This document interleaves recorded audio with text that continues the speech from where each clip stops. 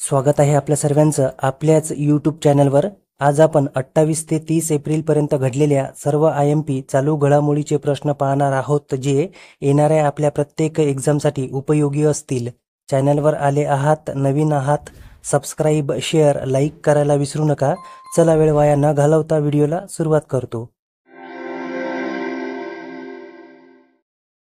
प्रश्न पहिला आपल्या समोर आहे। पाकिस्तानने शिमला करार स्थगित करण्याची घोषणा केली आहे। या करारावर कधी स्वाक्षरी करण्यात आली होती? IMP प्रश्न आहे। योग्य उत्तर आहे 2 जुलै 1972। हा प्रश्न आपण पूर्ण डिटेलमध्ये पाहू। शिमला करार स्थगित करण्याची घोषणा पाकिस्तानने केली आहे। शिमला कराराबद्दल जर पाहिलं तर शिमला करार हा भारत आणि पाकिस्तान या दोन देशादरम्यान आहे। 2 जुलै 1972ला प्रधानमंत्री इंदिरा गांधी आणि पाकिस्तानी राष्ट्रपती जुल्फिकार अली भुट्टो यांनी या करारावर स्वाक्षरी केली होती। हा करार हिमाचल प्रदेशच्या शिमला बर्नेस पोर्ट येथे करण्यात आला होता, म्हणून हा शिमला करार म्हणून ओळखला जातो। भारत पाकिस्तान 1971च्या युद्धानंतर हा करार करण्यात आला होता, ज्यामुळे पूर्वी पाकिस्तान मुक्त केले आणि बांगलादेशची निर्मिती करण्यात आली होती। या युद्धानंतर ठरलेल्या नियंत्रण रेषेचे LOC म्हणजे लाईन ऑफ कंट्रोलचे आदर करण्याचे मान्य करण्यात आले। क्लिअर। नंतरचा प्रश्न आहे प्रश्न दुसरा। फिडे महिला ग्रँड प्रिक्स 2025चा किताब कोणी जिंकला आहे? योग्य उत्तर आहे कोनेरू हम्पी। भारतीय बुद्धिबळ ग्रँडमास्टर कोनेरू हम्पीने पुणे येथे आयोजित फिडे महिला ग्रँड प्रिक्स 2025चा किताब जिंकला आहे। FIDE in short international chess federation याची स्थापना 20 जुलै 1924ला पॅरिस येथे करण्यात आली होती। याचे मुख्यालय ल्युसाने स्वित्झर्लंड येथे स्थित आहे। अध्यक्ष आहेत अर्काडी डोरकोविच आणि उपाध्यक्ष आहेत विश्वनाथन आनंद। ओके, पुढचा प्रश्न पाहू। प्रश्न तिसरा। फ्रान्स सरकारचा प्रतिष्ठित सन्मान officer of the order of arts and लेटर्सने कोणाला सन्मानित करण्यात आले आहे? Right answer is Payal Kapadia. Payal Kapadia यांना फ्रान्स सरकारचा प्रतिष्ठित सन्मान officer of the order of arts and लेटर्सने सन्मानित करण्यात आले आहे। पायल कपाडिया यांना चित्रपटातील योगदानासाठी या पुरस्काराने सन्मानित करण्यात आले आहे। क्लिअर। चौथा प्रश्न आहे। भारताचा पहिला उपग्रह आर्यभट्टला नुकतेच किती वर्ष पूर्ण झाले आहेत? IMP प्रश्न आहे। योग्य उत्तर आहे 50 वर्ष। या प्रश्नाचे IMP पॉइंट आपल्या समोर आहेत।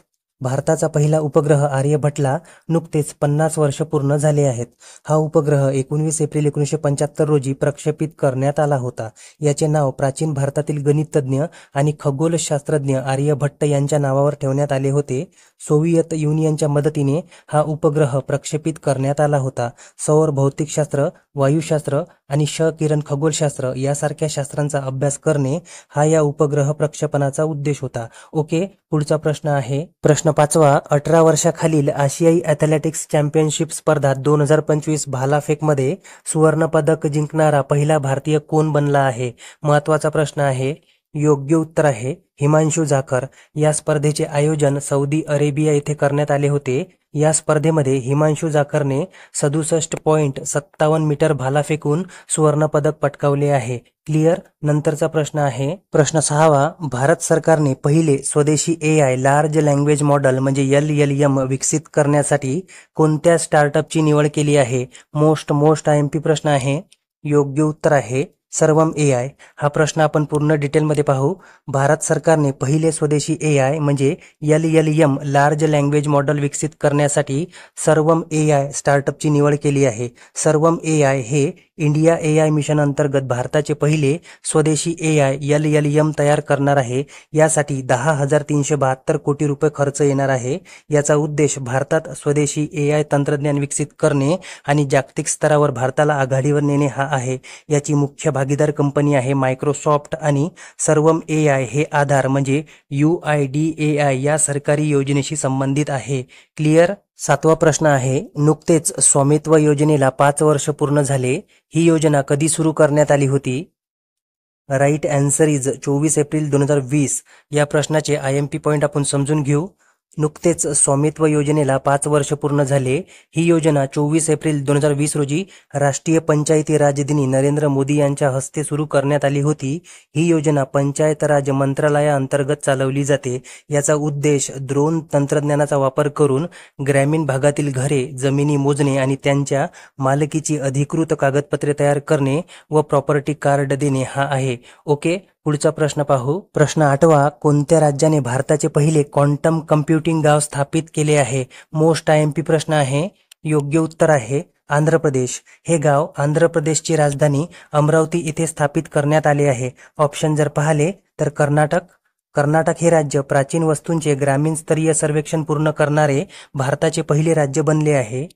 तेलंगणा राज्याने जपानी कंपनीच्या मदतीने इको टाउन स्थापित करण्याची घोषणा केली आहे. आणि पंजाब राज्याने 15वी हॉकी इंडिया सिनियर पुरुष राष्ट्रीय स्पर्धा 2025चा किताब हा 5व्यांदा जिंकला आहे. उपविजेता टीम ही मध्य प्रदेश होती. ओके, नंतरचा प्रश्न आहे. प्रश्न 9वा. इंग्रजी भाषा दिवस कधी साजरा केला जातो? Right answer is 23 April. 23 April रोजी इंग्रजी भाषा दिवस साजरा केला जातो. ओके, पुढे जाऊया. प्रश्न 10वा. भारताचे 107वे राष्ट्रीय उद्यान सिमलीपालला अधिकृत दर्जा देण्यात आला. हे राष्ट्रीय उद्यान कोणत्या राज्यात आहे? मोस्ट IMP प्रश्न आहे. योग्य उत्तर आहे ओडिसा. या प्रश्नाचे IMP पॉइंट आपल्या समोर आहेत. 24 एप्रिल 2025ला सिमलीपाल राष्ट्रीय उद्यानाला अधिकृत दर्जा देण्यात आला. हे राष्ट्रीय उद्यान ओडिसा राज्यात स्थित आहे आणि ओडिसाचे दुसरे राष्ट्रीय उद्यान आहे. पहिले आहे भितरकनिका. 45 वर्षानंतर सिमलीपाल राष्ट्रीय उद्यानाला भारताचे 107वे राष्ट्रीय उद्यान म्हणून अधिकृत दर्जा देण्यात आला आहे. क्लिअर. 11वा प्रश्न आहे. नुकतेच कस्तुरीरंगन यांचे निधन झाले. ते खालीलपैकी कोणत्या संस्थेचे अध्यक्ष राहिले आहेत? योग्य उत्तर आहे इस्रो. कस्तुरीरंगन हे भारतीय अंतराळ संस्था इस्रोचे अध्यक्ष होते. 1994 ते 2003 पर्यंत त्यांनी इस्रोचे अध्यक्षपद भूषवले आहे. त्यांना 1982 मध्ये पद्मश्री, 1992 मध्ये पद्मभूषण आणि 2000 मध्ये पद्मविभूषण पुरस्काराने सन्मानित करण्यात आले आहे.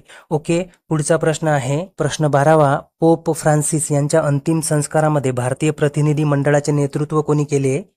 योग्य उत्तर आहे द्रौपदी मुर्मू. हा प्रश्न आपण थोडक्यात समजून घेऊ. पोप फ्रान्सिस यांना श्रद्धांजली अर्पण करण्यासाठी भारत सरकारने 3 दिवसाचा राष्ट्रीय दुखवटा जाहीर केला होता.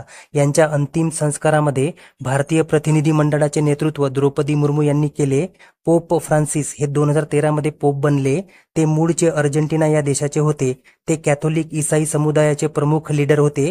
पोप यांचे निधन इटली व्हॅटिकन सिटी येथे झाले. ओके, नेक्स्ट क्वेश्चन पाहू. प्रश्न 13वा. भारतीय वायुसेना कोणत्या देशात आयोजित बहुराष्ट्रीय डेझर्ट फ्लॅग 10 अभ्यासामध्ये सहभागी झाली आहे? राईट आन्सर इज संयुक्त अरब अमिरात. बहुराष्ट्रीय डेझर्ट फ्लॅग 10 अभ्यासाचे आयोजन संयुक्त अरब अमिरात येथे करण्यात आले आहे. क्लिअर. 14वा प्रश्न आहे. केंद्रीय स्वास्थ्य मंत्री JP नड्डा यांनी राष्ट्रीय शून्य खसरा व रुबेला अभियानाचा शुभारंभ कुठे केला? योग्य उत्तर आहे दिल्ली. आणि या अभियानाचा उद्देश 2026 पर्यंत भारतातून खसरा आणि रुबेला या दोन्ही संसर्गजन्य रोगांचे निर्मूलन करणे हा आहे. क्लिअर. नंतरचा आणि शेवटचा प्रश्न आहे. प्रश्न 15वा. कोणत्या कंपनीने आपल्या 7व्या पिढीच्या कृत्रिम बुद्धिमत्ता AI चिप आयरनवूडचे अनावरण केले? योग्य उत्तर आहे गुगल. ओके, धन्यवाद विद्यार्थी मित्रांनो.